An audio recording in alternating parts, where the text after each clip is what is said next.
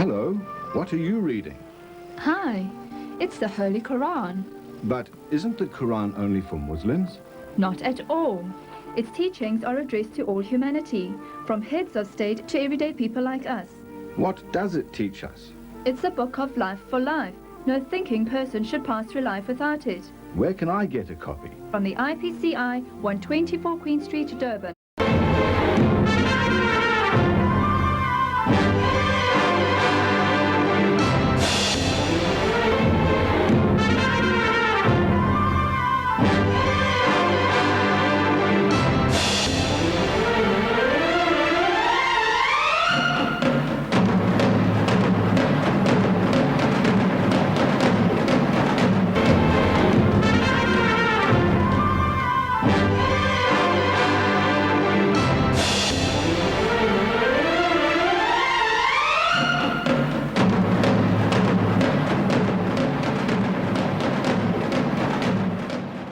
For the next guest speaker, the Shire states, Muhammad hai humko bacha lene wale, Muhammad hai humko bacha lene wale, Qayamat mein bigri bana lene wale.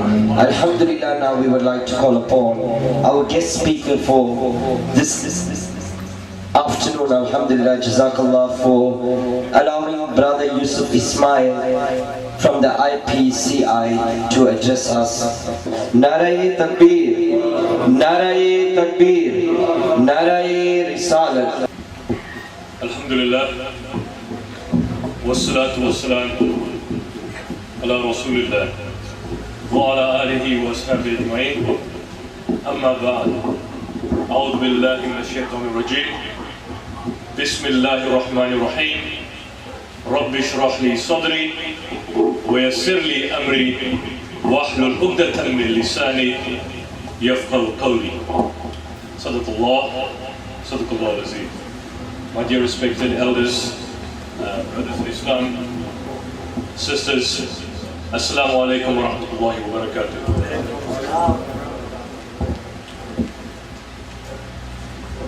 When you look at society today, what do you see around you? You see society that is enmeshed with artificial barriers in all our communities.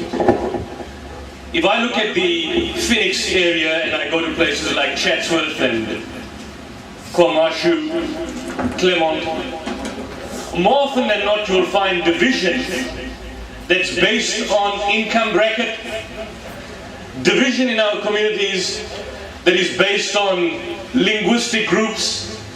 Within our Indian community, you'd have division on linguistic groups. Ideologically, we might have difference. One group has a difference to another group. And so these artificial barriers that are basically constructed, even on the broader ambit of religion, is something that needs to come down. You open the Qur'an in Surah Hujurat, chapter 49, verse 13. And what's the first message that comes out or permeates the entire chapter? And I believe we've got our learned alims here who can of course elaborate and give a commentary on that. Ya ayyuhan nas. What does it mean? Is it now addressed to Muslims? Is it addressed to the Yahud or the Jews or the Nasara, the Christians? This book itself addressed to humanity at large, meaning that it is not a Muslim book in the limited sense of the word. It's a universal book for mankind. So you read there the expression, Ya ayyuhan nas, inna khalaqnakum min dhakari wa untha, wa ja'alnakum shu'uba wa qaba'ila lita'arafu. O humanity, O people, O communities, we, meaning Allah, created you from a single pair of a male and a female and made you into nations and tribes that you may recognize each other, not that you may despise each other. And it goes on to say that most certainly the exalted of you in the sight of Allah is he who is most righteous in conduct. Now, that one specific verse basically implies that every single barrier that you can think of in the world today needs to be struck down. Be it on divisions based on nationalism, where people say they form part of some geographically bound nation state. Be it on linguistic groups. Within our communities, we have that in the Indian communities. Internal discrimination based on linguistic group, your language. Traditionally, you might be speaking Urdu. Someone from another community speaks another language, Gujarati, whatever, Hindi. Mammon, I hear the groups, the World Mammon Organization. What are we doing? Do we need to engender these divisions amongst ourselves, manufactured constantly, or do we internalize within ourselves that epitome, that standard and yardstick which the Prophet Muhammad ﷺ set forth? And that's why I'm glad today that I see at function of this there's a large number of women. Because more often than not in many of our communities we keep the women excluded. Even though in classical Islam, in the Masjid al-Nabawi, you had men and women playing an active role in society, in their communities. Read up the biography of the great Khalif, Hazrat Umar radiallahu ta'ala anhu. When at a particular point in time, he wanted to introduce certain legislation, certain laws, certain amendments dealing with dowry. And what happened?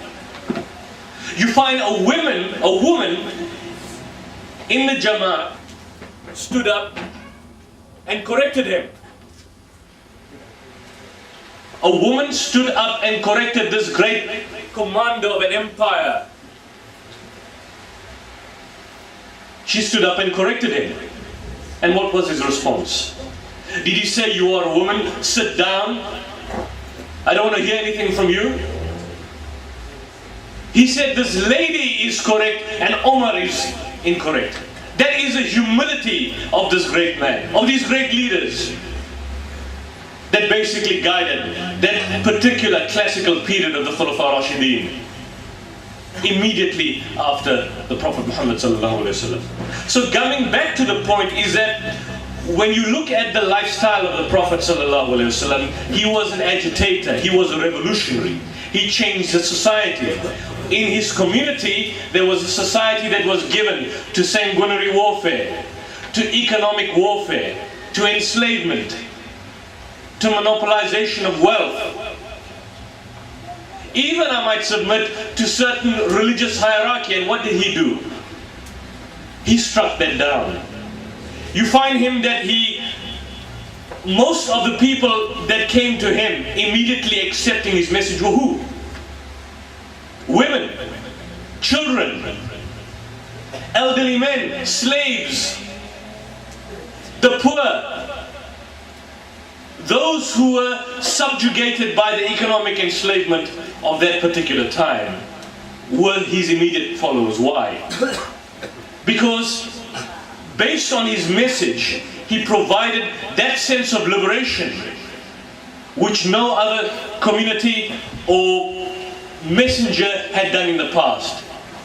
He provided that liberation to them, and that liberation, in fact, if you have to look at the writings of a particular historian called Thomas Carlyle, he was speaking to a non-believing audience in the 1840s in England. He delivered a series of lectures in London, and one of his lectures was called "The Prophet as a Hero." And in detailing this particular growth of Islam at that point in time, out of a wasteland, something which was a perpetual wasteland of Arabia. You look at Alexander the Great, he came there, he left the Arabs in their degradation. They were burying women alive. They raped their mothers. They engaged in warfare, one tribe massacring the other tribe. And out of that particular community, he says it was as if the very sands of the desert of Arabia were transformed instantaneously into some kind of magical gunpowder. And out of that gunpowder, the entire world was illuminated by the spirit and the light of Islam. This man, a Christian, an Anglican, speaking to a non-believing Anglican Christian audience in 1840, he identified that. And he stated that. You look at the Spanish era, you look at the height of the Abbasids, you look at the discoveries in science, you look at the discoveries in philosophy, even if you look, I would submit, at the European Renaissance. Who or what system gave rise to such an impetus? So we need to understand what happened from those heights when we were leaders of society to the present point in time, where your life is worthless, it's useless. If you go to Gaza, you see what's happening even now, right up to this point in time. I did a PowerPoint presentation at one of the mosques in Northbridge, and you see these horrendous images that are coming out of Gaza, sanitized images, babies, children, women being massacred and killed, schools, bombing of schools using white phosphorus. What's white phosphorus? White phosphorus is a particular type of chemical that doesn't just kill people, but it burns the skin right up to the bones. And this is being used deliberately to target children. Who are the children? Terrorists in schools. You want to target Hamas headquarters, and you're going and bombing schools, bombing orphanages, bombing hospitals. Are the rockets being fired from hospitals? So what's our response to that?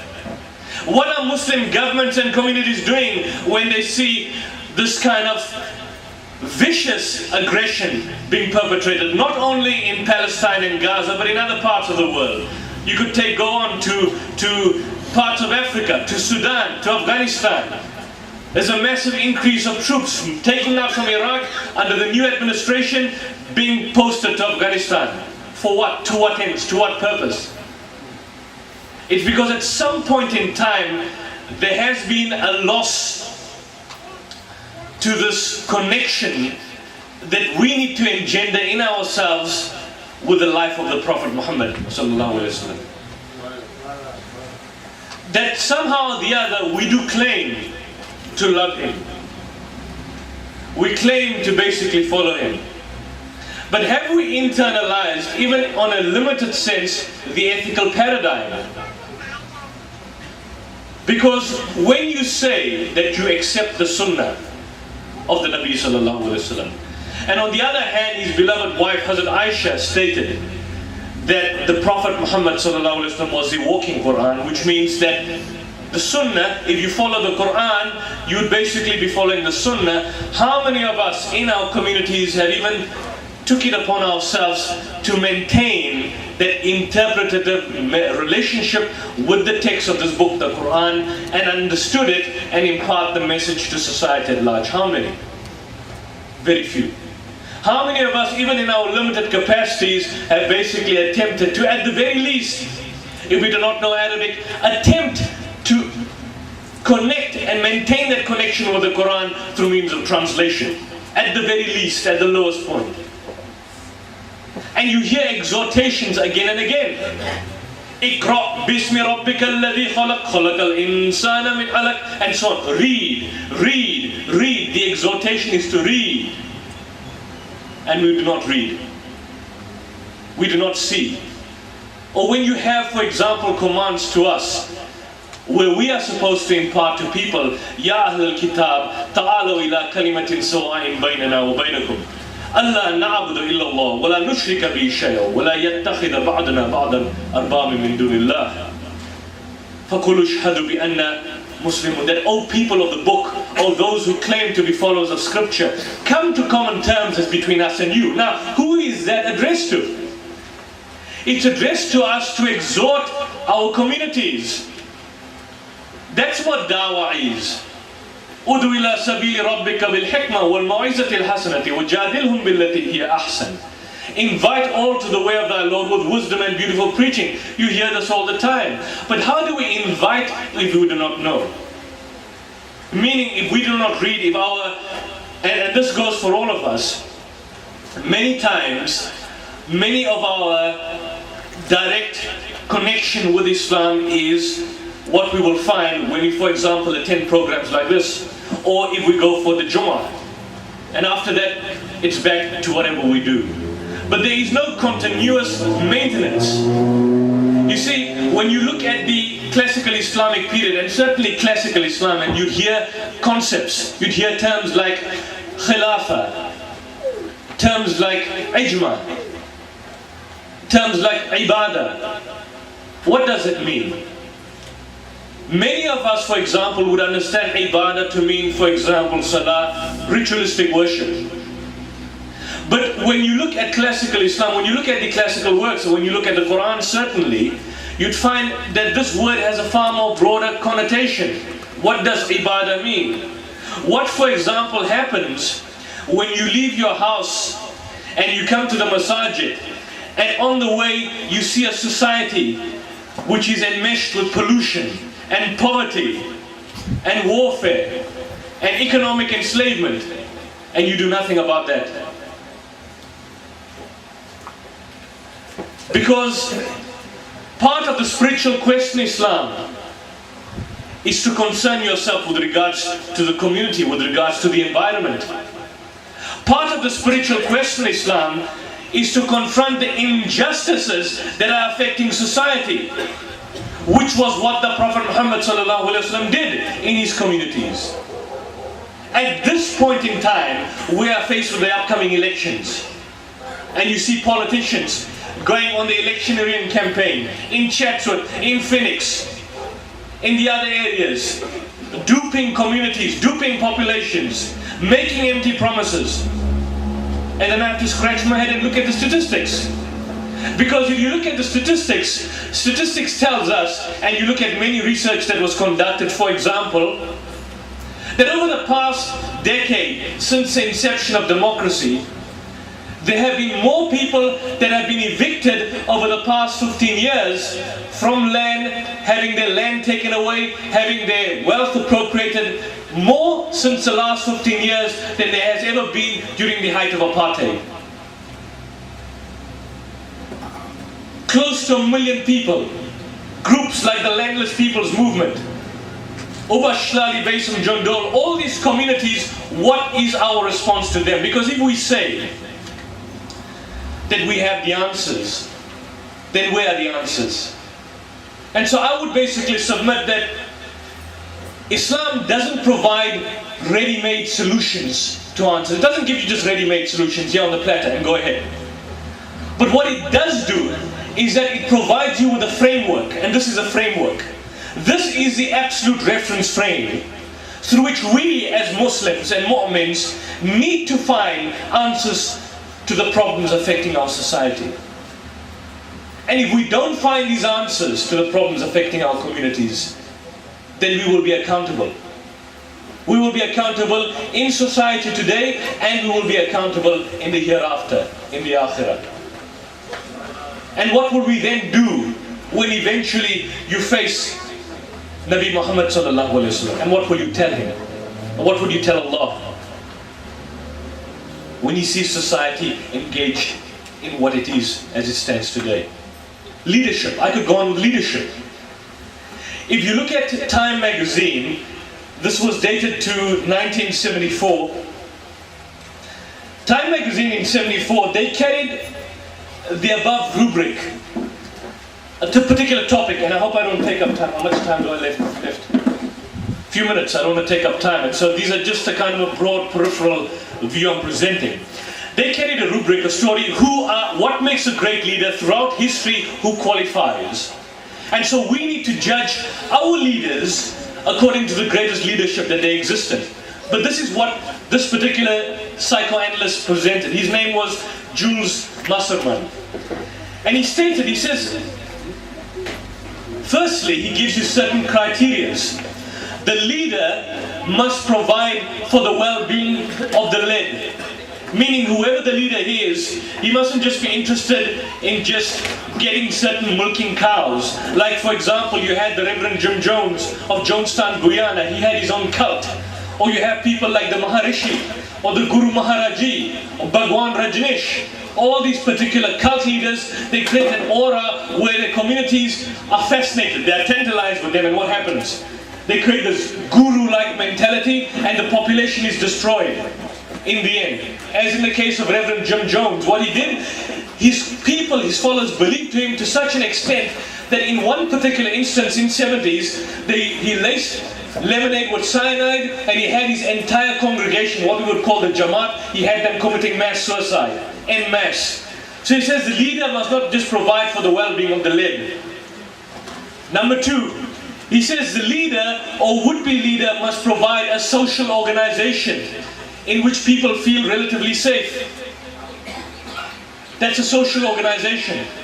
Not just like the fascist or the Nazi or the communist. Your leaders are there that you have today. Jacob Zuma, people like Jackie Salebi. Do you know all of you at one particular point in time, collectively, we are paying 1 million rands for his protection.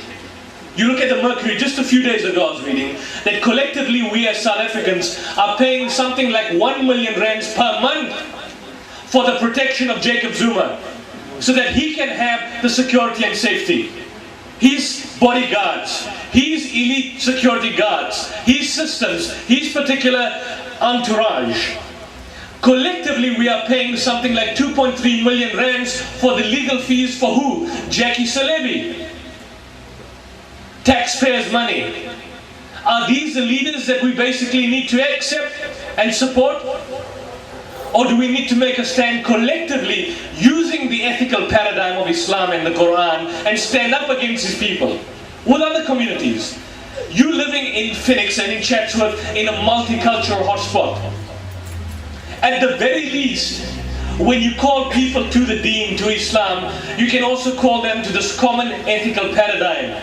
To say, here you have a system which provides you with some form of liberation, which provides you with a way out. And you have an example in the example of the Prophet which provides you with the normative standards of leadership, which is lacking in our communities. So he concludes, he says, this leader must provide his particular people with one set of beliefs. And he says, after these three categories, perhaps the greatest leader of all times, this Jew states, perhaps the greatest leader of all times was Muhammad sallallahu alaihi wasallam, who combined all three functions. He combined all three functions. And to a lesser degree, Moses did the same. And what does the Qur'an say? The Qur'an says, وَرَفَعْنَا لَكَ ذِكْرَكَ. And have we not raised high thy esteem? وَإِنَّكَ لَعَلَىٰ خُلِقٍ عَظِيمٍ. And most certainly thou, O Muhammad, standest on the highest pinnacle.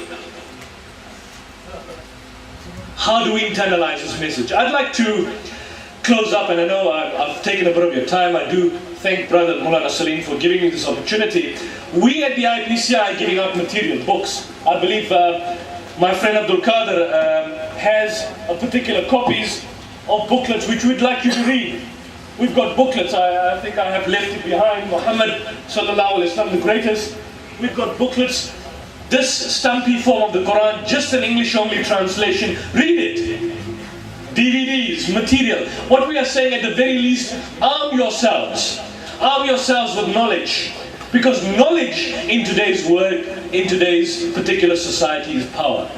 If you go to Turkey today and you go to places like the Topkapi Museum, and you will see there letters written by the Prophet Muhammad ﷺ addressed to communities, addressed to the Negus of Abyssinia, addressed to the Emperor of Rome, addressed to the King of Persia. And the Turks have preserved it. But materially, the message is collecting dust. Materially, that particular message is collecting dust. Because we haven't internalized that particular paradigm. When we say, Ya Ahlul Kitab, La Taghlu fi dinikum, do not go to extremes in your faith. which Muslim in today's time is basically engendering or taking it upon himself to convey that message. Convey that message to society, serve as a form of liberation, and understand Islam in its broader context. I'd like to end with a quotation from a particular book here, which in a sense provides us with a way out, and its topic, it's called Rethinking Within Islam. Rethinking.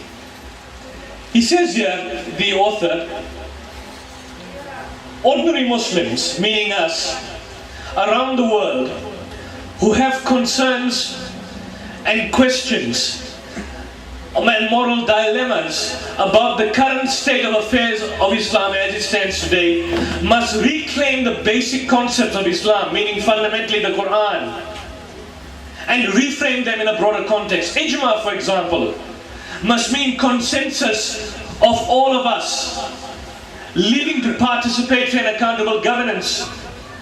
Jihad must be understood as a must be understood in its complete spiritual meaning as a struggle for peace and justice as a lived reality for people everywhere.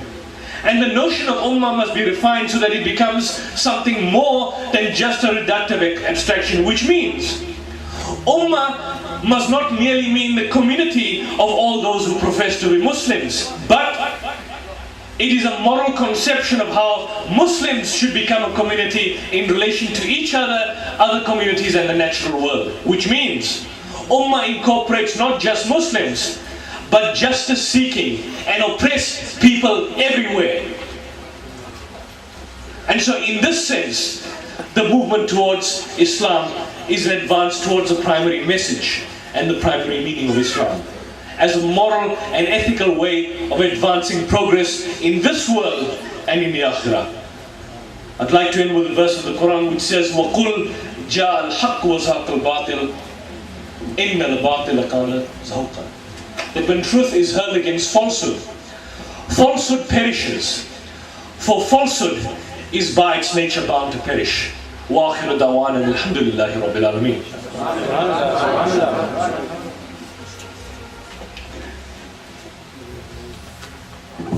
Subhanallah, Jazakallah. That was our brother Yusuf Ismail from the IPCI. Jazakallah for accepting this invitation.